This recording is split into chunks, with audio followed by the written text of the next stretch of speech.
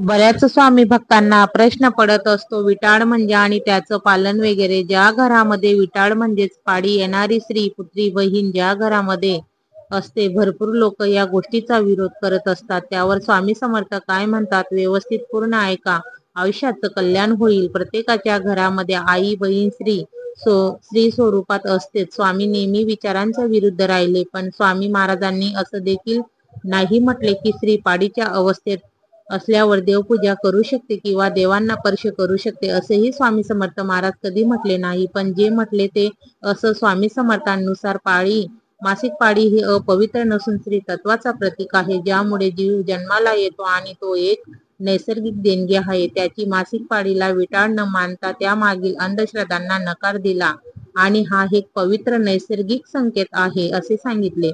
स्वामी समर्थांचे विचार, स्त्री तत्वाचे प्रतीक, मासिक पाळी ही कोणत्याही प्रकारची अपवित्र नसून स्त्रीच्या जीवनाचा आणि स्त्री तत्वांचा एक नैसर्गिक भाग आहे असे स्वामी समर्थ म्हणतात.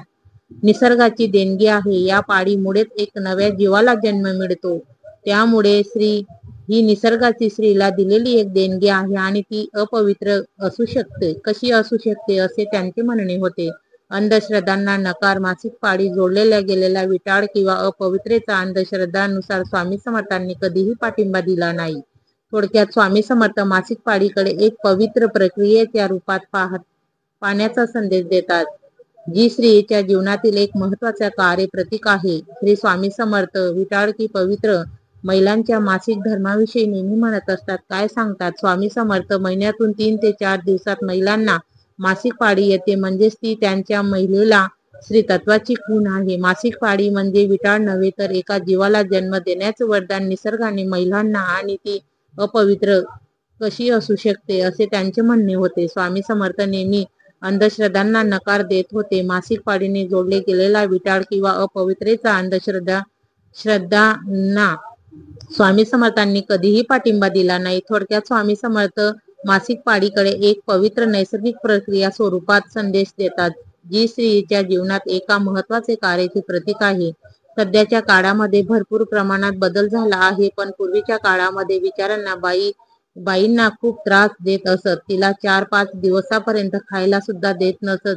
एका जागेवर थांबायचं, कोणाशी बोलायचं नाही, एका अंधार खोलीमध्ये तिला बंद करत असत. यावर स्वामी समर्थ नेहमी विरोध करत असत. ते म्हणत असत की स्त्री ही विटाळलेली कशी असावी. स्त्री जर विटाळलेली असेल तर मग माणूस हा पण विटाळलेलाच आहे, कारण तो त्या विटाळापासूनच तयार झालेला आहे, असे स्वामी समर्थ महाराज नेहमी म्हणत असतात. तुम्हाला स्वामींचे विचार कसे वाटले आणि हा व्हिडिओ कसा वाटला कमेंटमध्ये नक्की सांगा.